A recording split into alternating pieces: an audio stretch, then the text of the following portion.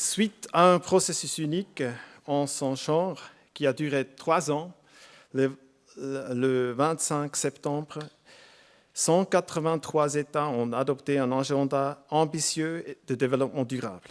C'était vraiment un moment historique. Le développement doit être durable. Autrement dit, nous devons penser au développement social et économique et à l'environnement.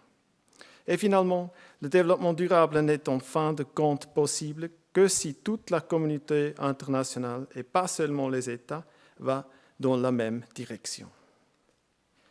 Le développement doit respecter les limites planétaires pour assurer que les générations à l'avenir puissent toujours recourir aux ressources naturelles nécessaires. L'agenda 2030 remet en cause nos modèles de croissance actuels et impose un profond changement de paradigme. C'est un agenda universel qui doit être mis en œuvre dans tous les pays. Contrairement aux agendas préalables, par exemple les objectifs du millénaire pour le développement, l'agenda 2030 s'adresse aux causes profondes de la pauvreté et des inégalités et plus seulement aux symptômes. Voici les 17 objectifs de développement durable, les ODD en abrégé, adoptés le 25 septembre 2015. La définition d'objectifs globaux et mesurables est une partie intégrante de ce projet.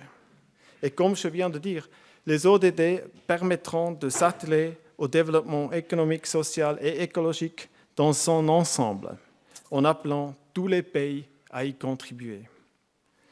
L'engagement de la Suisse dans les négociations est justifié pour plusieurs raisons.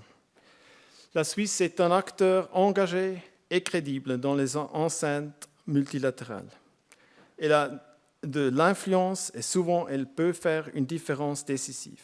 La Suisse a un intérêt à ce que le nouvel agenda reprenne une approche intégrée et holistique du développement durable. De plus, étant donné la portée universelle du nouvel agenda, la Suisse a aussi eu un intérêt à participer à son élaboration car elle sera amenée aussi à rendre des comptes sur leur mise en œuvre. Pour l'agenda 2030, la Suisse s'est particulièrement engagée pour promouvoir les objectifs spécifiques suivants. Comme vous voyez, une meilleure santé à tous les âges, l'égalité des genres, la sécurité de l'eau pour tous, la promotion de l'état de droit et d'une paix durable. Ici, l'objectif correspondant est nommé « Société inclusive et en paix ». Ces objectifs sont ambitieux, mais au vu des défis auxquels nous faisons face, ils doivent l'être. Tous les États doivent contribuer à les atteindre.